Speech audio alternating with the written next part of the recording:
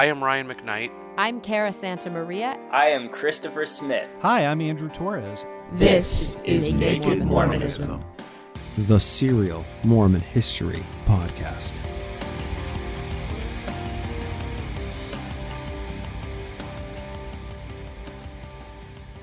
Of the many presentations at the John Whitmer Historical Conference, some of them tend to stand out more so than others. As an organization that primarily focuses on the history of the church, we sometimes lose sight that most of the figures we talk about come from the 19th century, but once in a while we get presentations that are from a much more modern sense. So today I am joined by Madison Harris. Madison Harris is a double major in biomedical science and history with minors in leadership studies and pre-medicine at the University of Colorado, Colorado Springs. She's involved in many organizations at UCCS, including the Chancellor's Leadership Class, Pre-Health Society University Honors Scholar Program, the Student Government Association Kane Scholarship, and a future member of Phi Alpha Theta. In her spare time, she enjoys CrossFit, studying world history, yoga, reading, and volunteering at the hospital's pediatric unit. Madison, thank you so much for joining me. Thank you for having me. You gave a fascinating presentation. Thank you.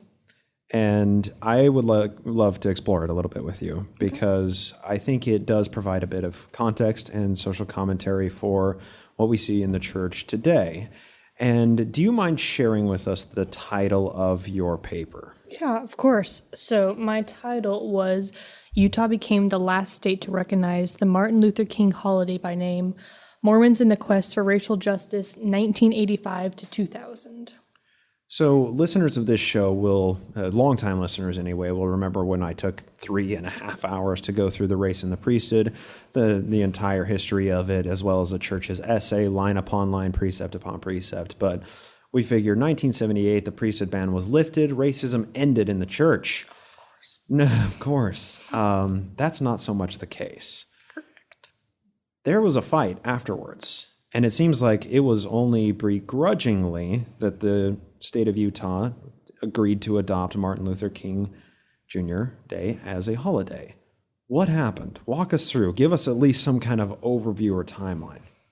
Well, I would say the beginning of this debacle began with the birth of Ezra Taft Benson, who many of you know as the former president of the LDS Church, also a member of the Quorum of the 12, but he was also a member of the Eisenhower administration.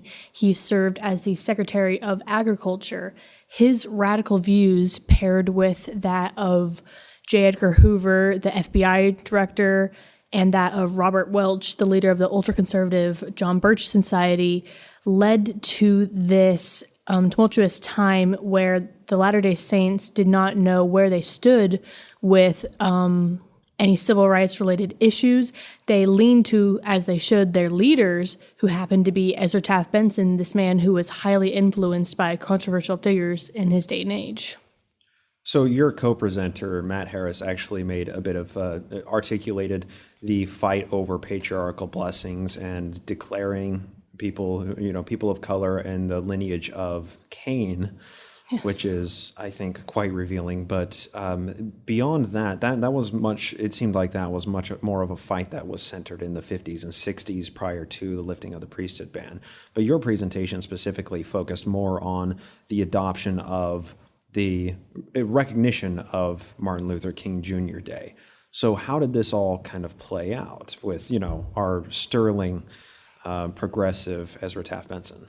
So essentially, there was a big debate after King was assassinated in 1968, I believe, that led to how are we going to honor this man. Initially, I want to say it was 4 days after he was assassinated, there was an original bill to propose the King holiday, but that was shot down much later. Fast forward to November 2nd, 1983, Ronald Reagan was signing the official bill of the nation, but Utah, coincidentally, about 2 decades or so later, was the last state to hold out in formally adopting the bill, and in part this is due to the Utah state legislature reading and reviewing the meticulous notes of Ezra Taft Benson and being highly influenced by his views. A combination of this led to why it was actually only ratified in 2000. 2000, yeah. 2000. a later part of it. Let's dwell 18 on that. years ago. Yes, exactly. That's just, obviously, and this seems to point out a lot of things that are inherent in what it seems like a lot of Utah culture and things that Utah culture has not grown out of yet. Correct. I would love to dwell for very briefly on the influence of the church in Mormon politics within the focus of this bill going through, because this seems like such an inconsequential bill. Yeah, of course. So around the time the bill was proposed many of times, there was, I believe he was the second African-American senator in the Utah state legislature. His name was Terry Lee Williams, who I was fortunate enough to have a copy of one of his oral interviews, which is a big chunk of what I presented on here at the John Whitmer Conference. He had presented the bill numerous times in the 1980s, and he was shot down. One of the key reasons why, and he would talk about in his oral interviews, is that the inside scoop, per se, with the Utah State Legislature, that he was appealing to a 90% all-white, all-male Mormon body who was primarily influenced by the LDS Church. I mean, having that lack of separation of church and state, if you will, led to why they took so long to formally declare that the bill was going to be a statewide holiday at that time. Because of the influences of Ezra Taft Benson, and then who influenced him, J. Edgar Hoover and Robert Welch, was why it took them so long. They believed that King was a communist, essentially. Yeah, that was kind of used as the smearing of King. Of course. I mean, publicly, not just in Utah, but by the broad consensus of people who were opposed to the civil rights movement, it was branded as communism, not just King, but the entire movement.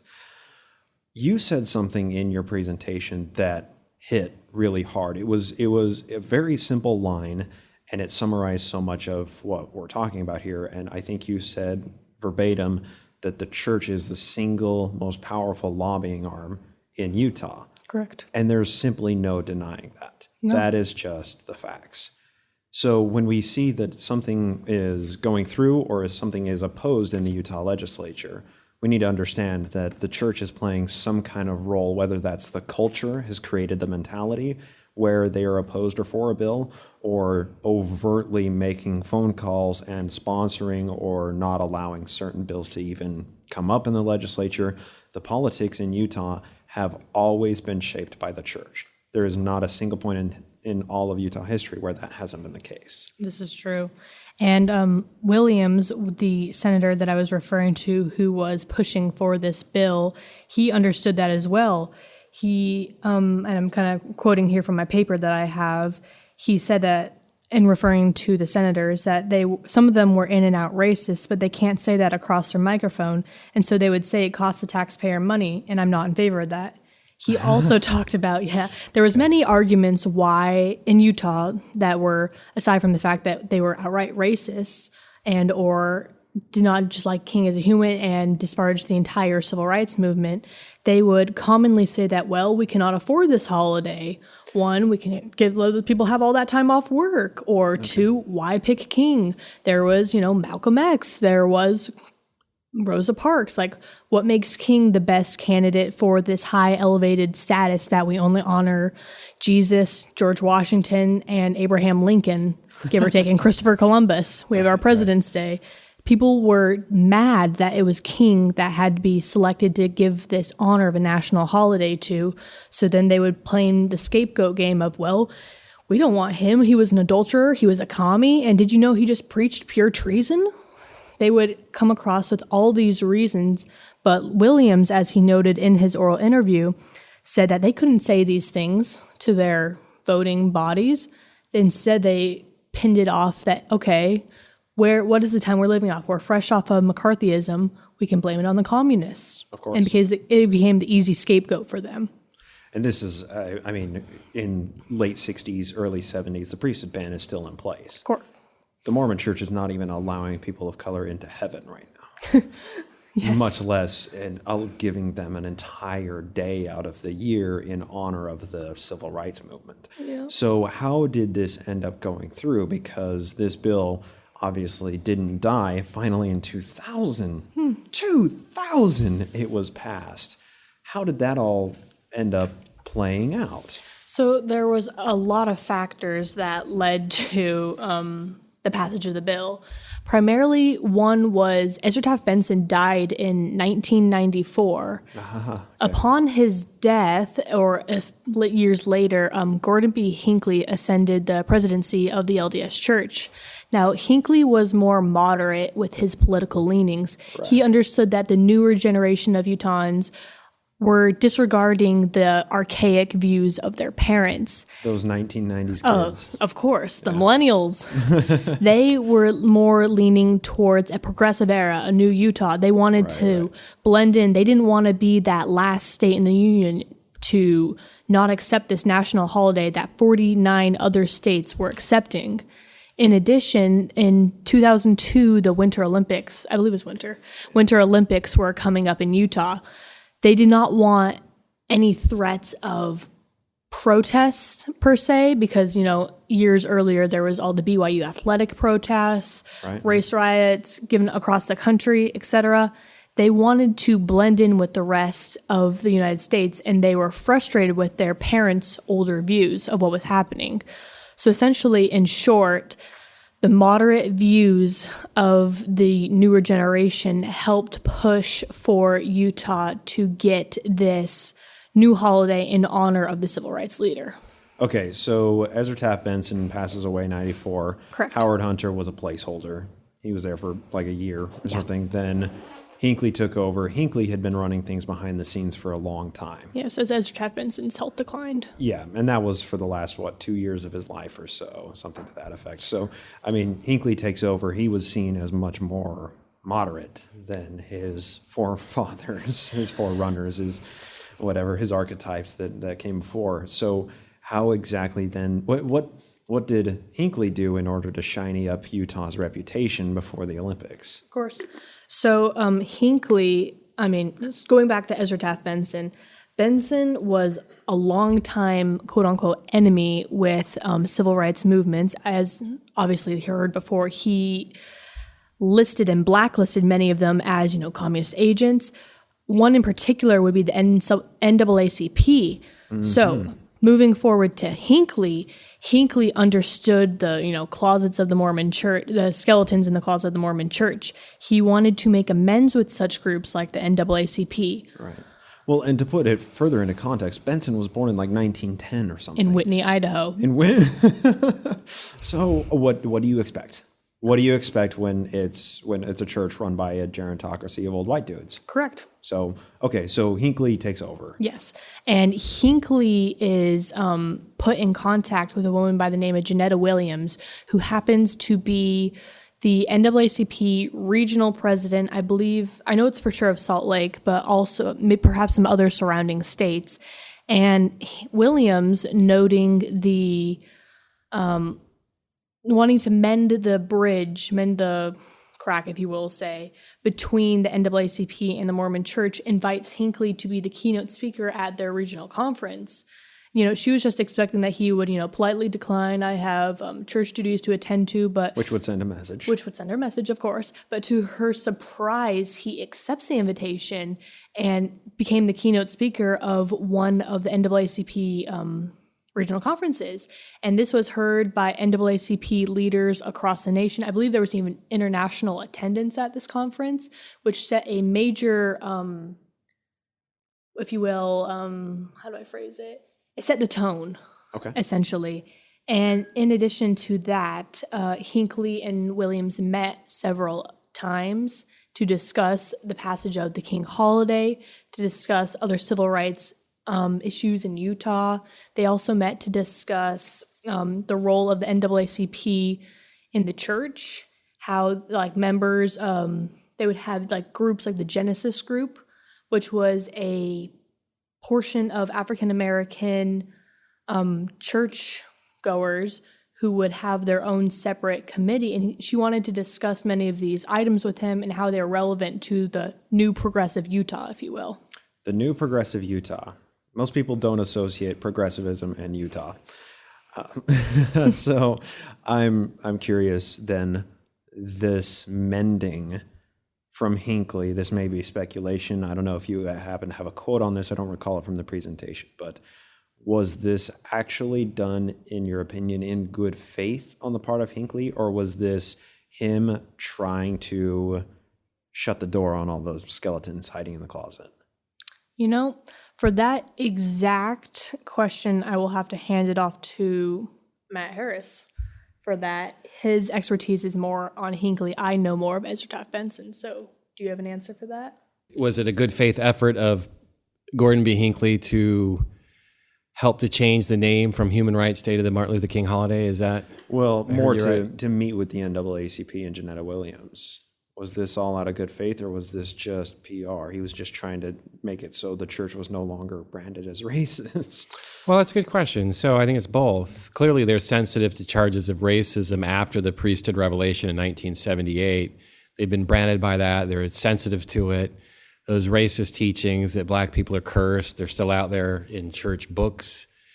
And they're struggling, the church is struggling to attract and retain Black Latter-day Saints. So they're very sensitive to the sting of racism. And opposing the Martin Luther King holiday in Utah just dredges up those old feelings that they're trying to leave alone. And when Gordon B. Hinckley becomes the counselor to Ezra Taft Benson, he works very, very hard to modernize the church, trying to modernize it and get away from the right-wing clutches that Madison was talking about a minute ago back in the 60s with the Birch Society, and also that Dr. King was a communist. So all this stuff from the 60s that Benson frequently talked about, they're trying to move away from. And so when Benson dies and Hinckley eventually becomes the church president, I think in 1995, he's trying to rectify the wrongs that people like Benson, his predecessor, had done by moving the church to the far right. He's trying to move it back to the center again. And so the question is this a good faith effort on Hinckley's part, or is this just for PR purposes? And there's no question it's for PR purposes, but it also represents a good faith effort on Hinckley's part to move the church to the middle. And in order to help do that, you have to bridge some of those fences with black groups that had once been demonized. Benson used to call the NAACP a communist group, for example. Awesome. And awesome. now Hinckley's meeting with these people. He's their keynote speaker. That's extraordinary. So I'm curious then, as Benson's power continued to wane, well, let's focus back on Benson, because I think that further contextualizes the stage for Hinckley taking over. So there were numerous bills proposed, and the simple proposition of the bill was just make the holiday. Correct. How did this continue to play out through the 70s? So are you talking about before the priesthood revelation then? Yeah, and in, I guess, contemporary with the priesthood revelation as well. So the bill was only formally signed by Reagan in 1983, which was on the basis that Coretta Scott King, the widow of Dr. King, had been meeting with groups across the country, lobbying for the passage of the bill. In fact, Terry Lee Williams, the senator that I mentioned a little bit ago, he actually once, I believe when his bill was rejected about the second or third time in the Utah legislature, he brought in Mrs. King to speak with some of the senators to try and, appeal to their emotional side and show them like, this is still a current issue today. I mean, there's even a really good quote, if I can find it here in a minute, that Miss King says when she's meeting with the senators. But before that, while I look, she had many supporters in the Senate, but she also had many naysayers. There were some senators that were not named in the oral interview with Terry Lee Williams, who refused to even shake her hand when she met. They avoided her altogether. They, under their breath, muttered things like, your husband was a treasonous adulterer. Why are you wanting to honor him? She had a very big struggle to even come across the microphone and say why she was lobbying in support of her husband when she had naysayers like this in the audience who were tarnishing his very reputation amongst many things. So that quote that Miss King addressed the Senate with, She said something along the lines of, "It is important that we teach our young people because they are the ones who are going to be hopefully picking up the torch and carrying it towards the future." Like I said earlier, they would mutter, the senators, that is, when she was coming to present this bill, that she was associated with the communist, her husband was associated with the Communist Party, was an infidel, and preached treason, which, as we know later, and as books released around the time of Dr. King's death, reveal that he was indeed not associated with the Communist Party. It was just, once again, that scapegoat that people fell back onto. So let's put this into further context as well, because at the time that Miss King, Martin Luther's widow, was lobbying for these bills, Benson wasn't actually the prophet of the church at the time. He wasn't actually the representative of the church so much as he was an apostle. So is it important to distinguish that he may have just kind of been an outlier to some extent? Do you feel like he represented a consensus of the church's opinion, or where do you think that he was in relation to the rest of the church? Well, we do not have evidence of the exact political leanings of the other members of the Quorum of the 12, but we do know definitely that Benson was a political outlier. He represented the views of the far-right extremist values. He supported groups, though he was never a formal member of the John Birch Society. He supported the group heavily, spoke at many of their functions, attended many of their events. His children, his family were all heavily intertwined with these radical, ultra-conservative right-wing organizations. Another group he was familiar with, but never a formal member, was the Freeman Institute. One of his friends and close friends and allies would have been Cleon Skousen. Oh, Cleon Skousen. Oh, Cleon. Joy. They were very... They were out there, but he didn't necessarily represent the formal views of the church. He was, in fact, reprimanded by many members of the church. He was actually sent on, I believe, a 2-year mission trip to maybe Germany, but somewhere in Europe, where he was supposed to let go of his radical political affiliations, or at least that's what the other higher-up members of the church, the First Presidency, all hoped that he would do, but he came back still fiery as ever and ready to shoot down any thoughts of moderation. Okay. So let's get a little meta on this just for a second, because I want to point out the discrepancy of the way that Benson was treated as opposed to the way that Hugh B. Brown was treated, because Hugh B. Brown was a political outlier on the opposite side of the spectrum, somebody who we would consider somewhat liberal today, just a little bit to the left of center line. And Hugh B. Brown was essentially displaced from the First Presidency and disgraced from the church, but yet Ezra Taft Benson remained in the First Presidency, and of course he ascended to the prophethood as seniority. And I think it's just very revealing that the leadership decided not to punish Benson in any way. He was a seniority member. He was going to be the next prophet, whereas Hugh B. Brown was somebody who became politically or socially disgraced within the church. What do you think, Madison, that reveals about possibly the church's culture at the time? Well, if I am not mistaken, Benson was formally reprimanded. He was forced to give several apologies to various general authorities, apologizing for his extremist views. They came across, the reason why it was 4 times, and I know at least 2 of the times. So Spencer Kimball, then the church president at the time, understood that Benson's political views were not coming across well with the majority of the Latter-day Saint population.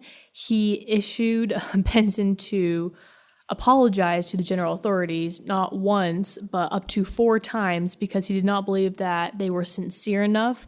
He believed that Benson was not taking his duties as a high member of the church in the right fashion, if that makes sense. They believed that Benson was being too radical and needed to, rein him in, if you will. And they felt that this form of, quote unquote, public humiliation would not go well with his radical followers, but instead other things happened and it just ended up making a mockery of him. Okay. They sent Benson to re-education camp in Germany. That's maybe that is revealing as well, that obviously they did have some, maybe regardless of their internal intentions, at least they had a finger on the pulse of what society, the way direction society was moving. And maybe that's revealing of their intentions in one way or another. And I think that's all up to the person listening's interpretation.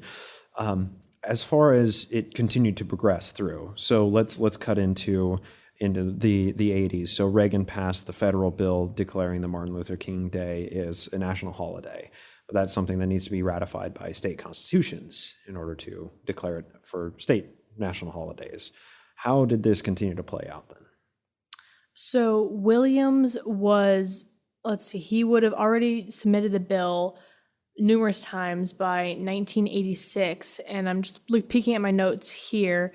Yeah, his second attempt was in 1986, and he was pressuring his fellow senators to support it. I mean, at this point, the church with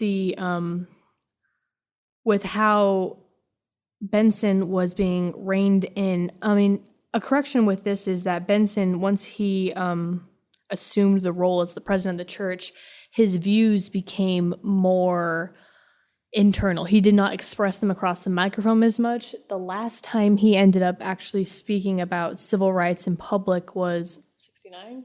Yeah, 1969. I want to say at an address at Brigham Young University was the last time he, formally announced.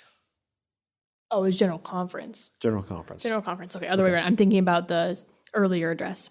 But yeah, that last time he spoke to it at General Conference, he still fostered these political leanings, but some may argue that because he was declining in health in the later years of his presidency, he was not able to articulate them as well.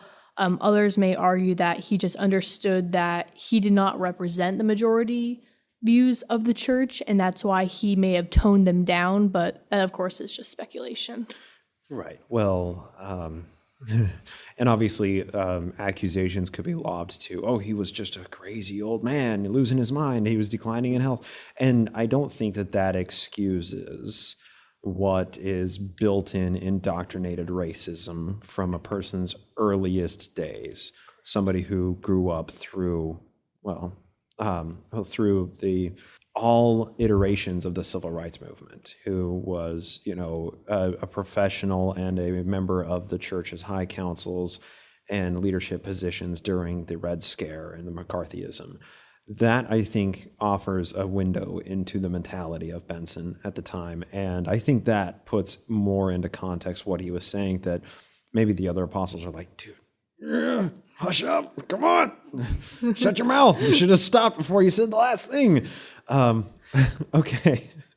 It's just, I feel like it's very revealing of the political and cultural sensitivities of the church as an entity, as opposed to the actors within the institution having their own views, and those views being influenced by the culture and their views influencing the culture of the church.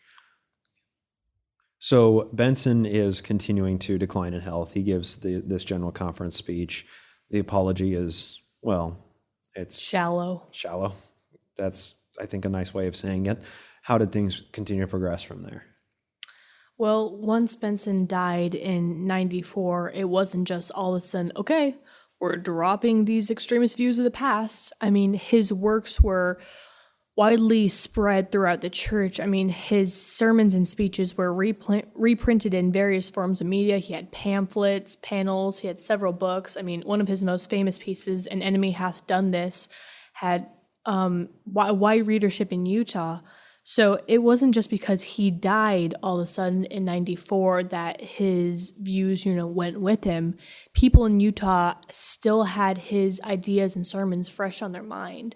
Mm-hmm. And it wasn't until Hinckley ascended the presidency, give or take the year after Benson's death, is that they started to accumulate these more moderate feelings. Another part of the reason why that the King holiday took so long to pass in Utah was because they didn't have the formal support of the church. So although Hinckley did lean more politically centered and moderate, it wasn't just because he suddenly was turned on to the idea of the king holiday that allowed it to pass rapidly. You still had to get the majority consensus of the state, who therefore influenced who they put into the Utah state legislature. Another crucial aspect that I forgot to mention earlier is the media. So BYU and its relation to BYU. So BYU had various students that were pushing for the king holiday, and being the church-owned and operated university, they had a big say in what was happening north in Salt Lake.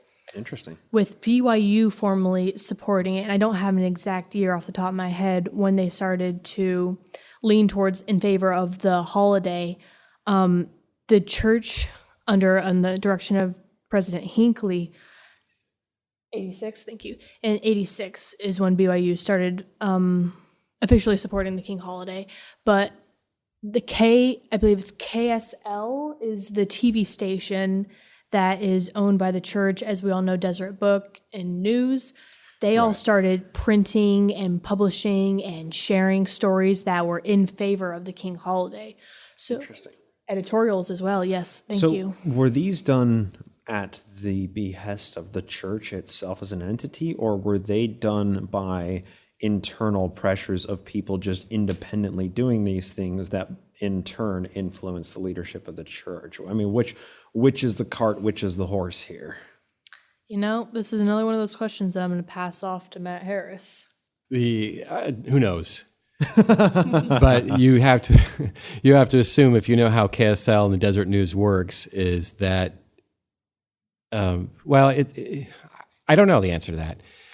But chances are, if they were endorsing something about the king holiday, something as controversial as that, they probably had some higher ups giving the approval of the editorial. That's kind of my take. They wouldn't have done it for something as controversial. Something less controversial or just something mundane, an editorial, they probably had free reign to say what they say without getting permission from the higher ups. But when you're dealing with something controversial like the king holiday, and keep in mind that when they're doing this, at least in the early 90s, Benson's still alive. Right. And that's the big elephant in the room. The church president's still alive, and there's a groundswell of support for the king holiday, but yeah, this is a guy that spent at least 2 decades of his life denigrating Dr. King. So that's kind of a thing. I wanted to say a quick thing about the apology, just to put it in context, that may have been lost just earlier. The apology that Elder Benson, then Apostle Benson, makes is in 1980 after he gave a controversial speech. He had been reprimanded before that in the 60s 4 times, 2 times in the 60s and 2 times in the 70s. And the last time, the last time that he apologizes, actually it's the only time he apologizes, but he was reprimanded before that. Sorry if I misspoke. But anyway, he gives this controversial speech at BYU in 1980, and this is the last time he speaks publicly about his radical views, some of his radical views anyway. And as Madison correctly noted, he didn't say anything about Dr. King again by name after that 1969 General Conference address. That's incredible. But he was still talking about communism. And anyway, so the BYU speech he gives this speech in 1980. It was controversial. A lot of people complained to the first presidency. And because of that complaint, Spencer W. Kimball, who was then the church president, calls him in and forces him to give an apology to the Quorum of the 12. Okay. And then a week later, he gives another apology to all the general authorities when President Kimball didn't think it was sufficiently contrite. That's in 1980. There's a lot to take away from this. And let me just tell the listeners as well, this is the reason why we have research partners to divide up the labor. We have the Benson expert and then the Hinckley expert here. I do the same thing with my research into Smith entheogen theory, because it really helps to share the load with somebody else and to fact check off of other people.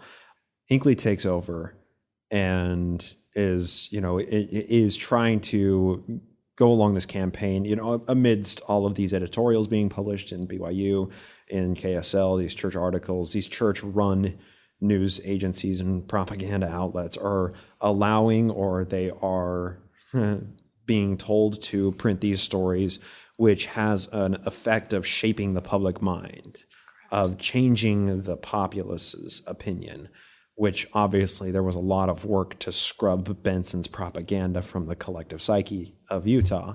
So how then did this continue to progress as they're trying to get rid of any vestige of Benson's incredible racism? I mean, a couple things that I also forgot to mention earlier is that the NAACP was one of the major lobbying agents for the King holiday. But among that, there was a lot of bipartisan support across the board. I mean, even the mayor of Salt Lake City, who then at the time was Rocky Anderson, was supporting the King holiday. I mean, there was even instances where the Utah Jazz was cited by the NAACP as being one of the strong bipartisan support agencies. And that's literally from the whitest basketball team in the entire NBA. Yeah, the Utah Jazz. Yeah, okay. So this has wide support. Yes. I feel like it could be very easily done that Hinckley could make a phone call in 94 when he takes the reins to, a couple of friends in high places and say, hey, that King bill, push that through. Get it through right now. Let's rip off this Band-Aid. But that's not what happened. It took years. Yep, correct. And part of the struggle and the strife of it was getting that grassroots support.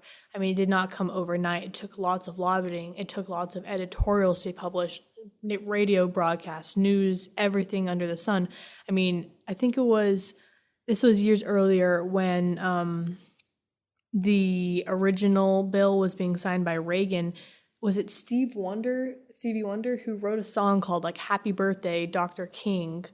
He said something like that about how there had to be a national song written to support it.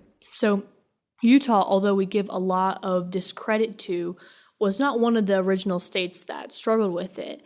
I mean, though they were the last holdout, I believe it was like West Virginia, some of the other eastbound coastal states were struggling with it as well. But Utah, just since they had the lack of separation of church and state, was why they took so long to. I mean, when your Sunday activities are influencing how you're voting, that has a lot to say about what the general population of Utah is leaning towards.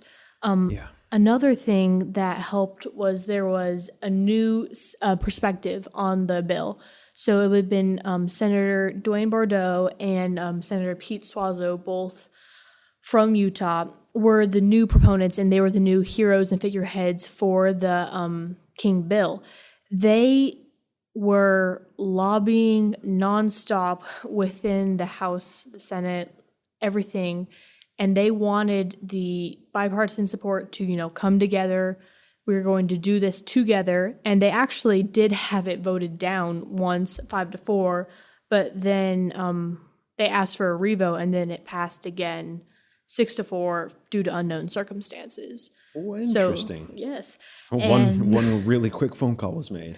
Apparently, but it then shortly after that passed, I'm checking my notes again here, when it reached the House floor, it passed by a vote of 54-17, and then in the Senate, it passed 28-1. Wow. So this wasn't until mid-March, March 16th, 2000, when the governor, Michael Leavitt, signed the bill for the third Monday in January to be the King holiday. It took that long. It took, let's see, how much is that? Is that 17 years of activism, countless and tireless activism among Utah lobbying to pass this bill that in some states took under 3 weeks. Okay. I am struck by how much, so the church is, you said it perfectly in your presentation, it is the single largest lobbying arm in Utah. And when every single member, every judge, almost every elected official in Utah, almost every single person is either Mormon or has ties to Mormonism or is supported by a powerful Mormon in order to get elected to whatever the office is. Really, the church pulls more strings in Utah than any other single entity. Of course. And that is by popular vote. That is by the demographics of the population and their chosen religion. But I think that we do see the trappings when an institution like the church is very slow and very calculated in trying to come to social changes or to try and come into line with the progressive secular society outside of Utah. And it taking 17 years of grassroots activism to get the bill changed when other states had done so in 3 weeks. That slow, deliberate movement every single day that they don't move on a social issue like this reveals them to be more antiquated, a day more antiquated. Correct. And another thing that they were struggling with is that Utah, being the hub of the Mormon Church, was attempting to, spread the LDS religion. They had many outside missionaries that they would recognize. And one quote, I think it's from Terry Lee Williams once again.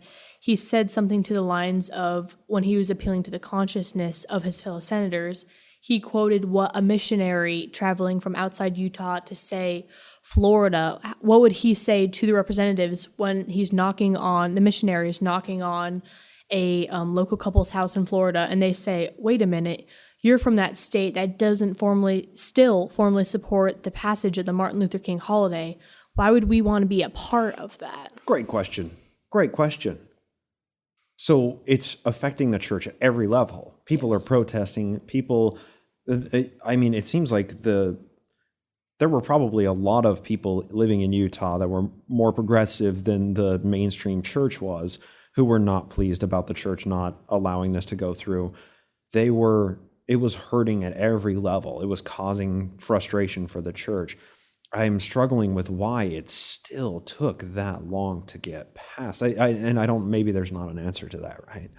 Yeah, the best answer that I can think of is just the progressive leanings of Gordon B. Hinckley. It's the new generation, the onset of the Olympics coming within the next, few years. A lot of what Utah wanted, and hence what the Mormon Church wanted, was just to appear in this positive light to the rest of the country. Right. As we know, the LDS Church is very focused on how they are viewed in the PR sense of things. Absolutely. To have this negative PR image and still trying to proselytize in places that had high percentage populations of African American people, how do you say, hey, this is what we represent? It may not align with what you have right now, but we're working on it. It might take us a while. We're working on it. That's a frustrating line when people are, feeling the sting of racism every single day. Correct. Or of, let's just say, bigotry in any way, shape, or form. History is nothing if it doesn't inform us of what's going on in our world today. I wonder if in your studying all of this, and I think we can continue to look at this through the context of Gordon B. Hinckley making inroads with the NAACP, making these efforts, good faith or otherwise, in order to sharpen up the image of the church and make it look less antiquated. And the rest of his presidency really was seen, as comparatively progressive as opposed to Kimball and Benson before him. Monson came along and he kind of seemed to toe the party line while the rest of the world in the internet era quickly accelerated away from the church. And the current appointee, of course, Nelson, is 94. He was born before Prohibition. My gosh. When you put it in perspective like that, wow, it kind of makes you think, are we backtracking a little bit? Nelson's grandparents were born in 1860 in Utah, in polygamist Utah territory. Civil rights. What do those mean? No, we are in the middle of Reconstruction, Civil War. Yeah. Jeez. So I wonder, out of all of the compiling of the research for this, do you feel like you were able to see any patterns that were teased out that might maybe reveal some of the current trends of the church you would be willing to share? Well, I would say one of the things is a lot of outside pressure.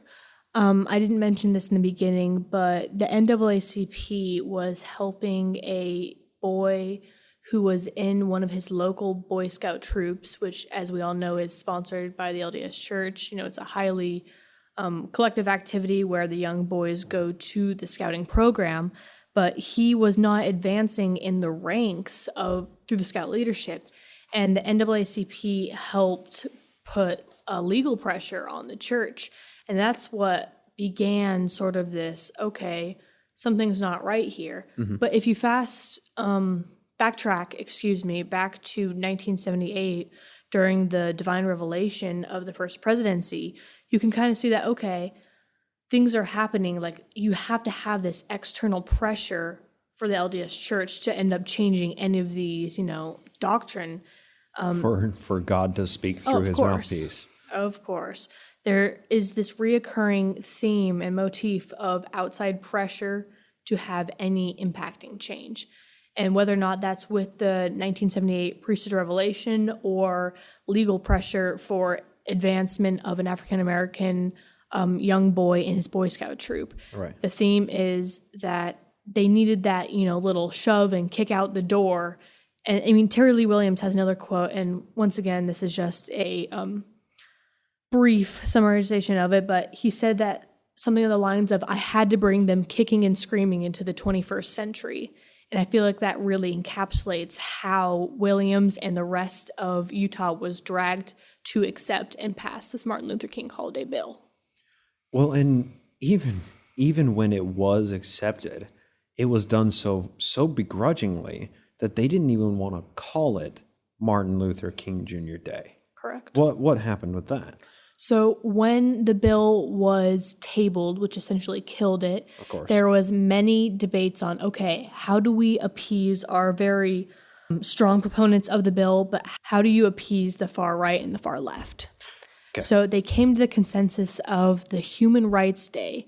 This was a generic term to still say, okay, we're going to have a holiday on the third Monday in January. But it's sure not going to be known by that commie name. We don't want this communist. No. They even at one point, I want to say it was in like 2007, they wanted to have, and this was obviously 7 years after the formal passage of the bill, there was talk of having a national gun maker holiday. And I can't remember the exact name, but on the same day of Martin Luther King Day, and coincidentally, someone did some research and went, wait a minute, this was the same gun company that ended up being the rifle that killed Martin Luther King. And that bill was shot down very quickly. Like putting, it's like, I'm stunned by this. It was met with begrudging affirmation that, okay, well, we'll name it civil rights. We'll not even go the way the rest of the 49 states in the Union have gone. We're going to go with something different so that it's something generic, so that it reduces the impact, so that the holiday, the national holiday, isn't tied to the name of somebody who was a specific insurrectionist. Because let's say, in many respects, Martin Luther King did incite civil unrest. But that's because society wasn't that civil. There were wrongs being perpetrated every single day that needed to be addressed. Martin Luther King rose up. They didn't want it branded after an insurrectionist. Civil Rights Day, as opposed to Martin Luther King Day. How did that continue to play out, and how did it eventually end up?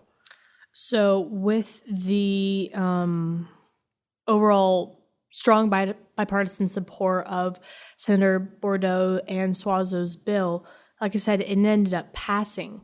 But like we said, years later, I mean, about a decade after it passed in 2000, sometime after 2010, I was reading this article about this girl in a Utah high school she had something with her Snapchat story on Martin Luther King Day and had something to the effect of a KKK hood. And like there was like, and the caption was something like, we were celebrating Martin Luther King Jr. Day, and she got in fierce trouble. She was suspended by the school. Janetta Williams, who was one of the large proponents of the holiday, even made some kind of blog newsletter in response to this atrocious act by this high school student. And this was in the late 2000, 2011, maybe a little later. It could have even been as recent as 2015. My memory is not serving me well right now. But you could see that even though... It was within the last decade. It was within the last decade. But it was a decade about after the formal acceptance of the bill by Utah in 2000. Mm-hmm. You could see that there is still, even now, parts of the state that are not sure how to handle the formal passage of the bill, even though their voting senators passed it. Is that how they truly feel? I mean, and that's just some speculation, of course. I mean, one girl does not speak to the status of the state, but you can also kind of go, well, how do they feel if they were trying to make the gun holiday on the same day as well? Really?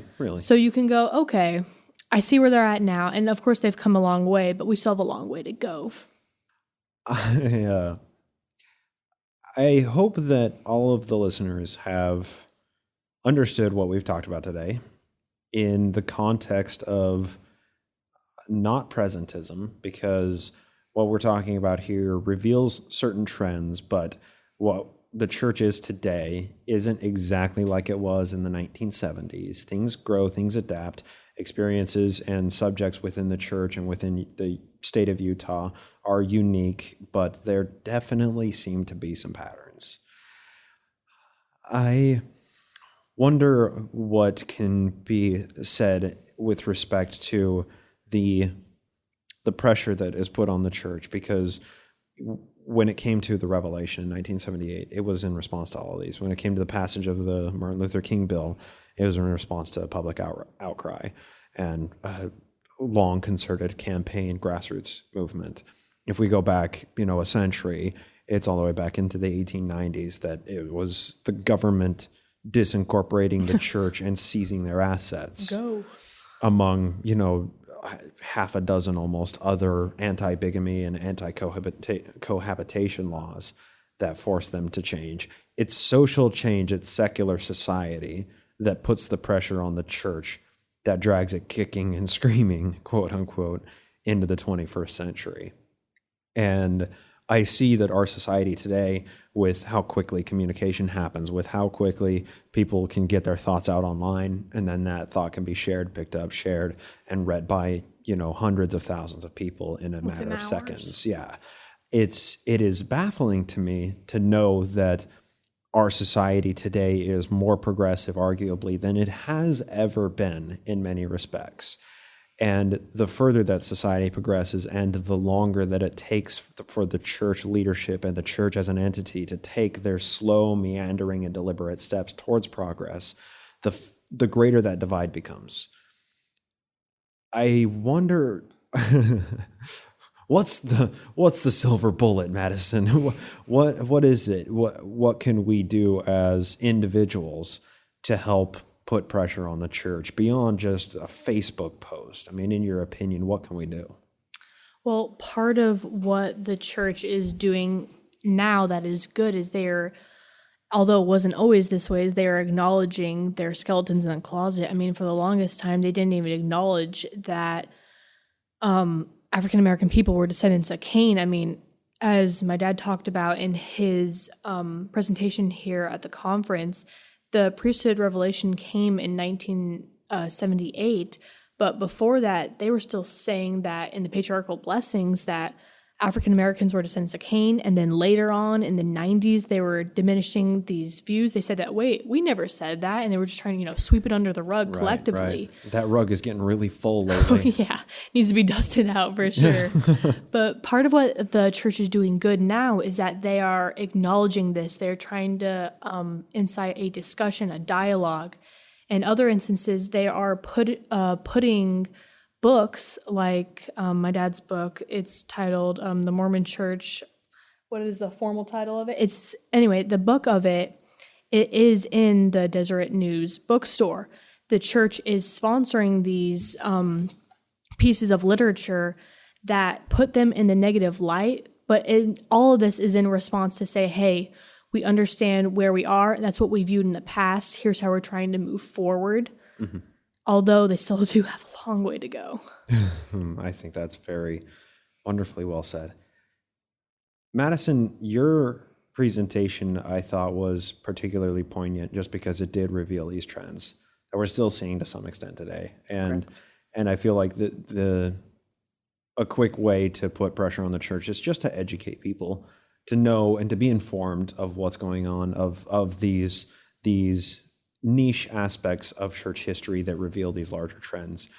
I wonder if I could get you to read the conclusion to your presentation, because I thought that summarized the whole thesis quite poignantly. Yeah, of course.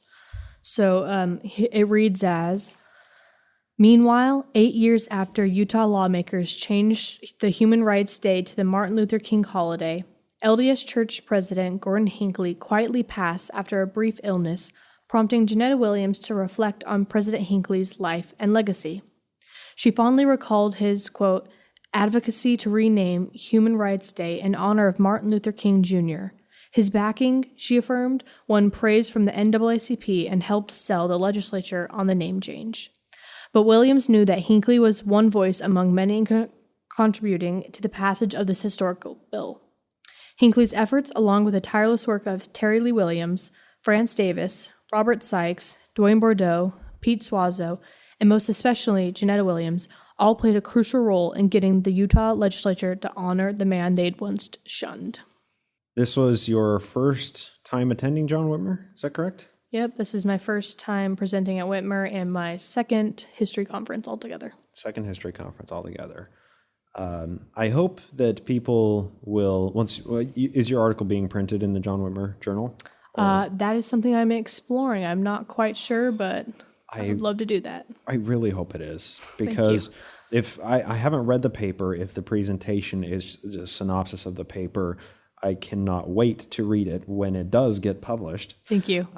Because seriously, it's extremely revealing, and I think that listeners of this show know that it's easy to get lost in the 19th century. We talk about figures that are so far disconnected from us. These paragons of Mormon authority figures within what they were doing in their social context. But if we don't take a second to step back and say, okay, so these are the foundations. Now, what are the real world implications of what, Joseph Smith and the foundation of the church mean? What is it? How is it borne out in society today? And what is the Utah theocracy the way that it looks now? Then I think we lose sight of the entire reason why we study history. And I think that your article perfectly summarized exactly why we need to apply the lessons we get from history to our day-to-day life and into understanding what we see in the world around us, because history is a fruitless effort if it doesn't teach us anything about our society. So with all of that, obviously, listeners, I strongly encourage you to come to John Whitmer Historical Association. Next year, it will be actually in Rochester, New York, which we're going to be in New York, a few miles away from the Joseph Smith farm on September 21st. I cannot wait. I hope that there will be a bit of a focus on presentations about the first vision, because I would like to present on that, personally speaking. Needless to say, John Whitmer Historical Association presents all sorts of interesting avenues of church history, and it isn't just all a bunch of old fogies talking about old Joe Smith. Once in a while, you get much more modern history that really stands out and reveals some interesting aspects that need to be talked about more, that need to be discussed. And of course, Matt, for chiming in a couple of times as a fact checker, thank you for joining us. And then Madison, thank you so much for sharing. No, thank you for having me. I really had a great time.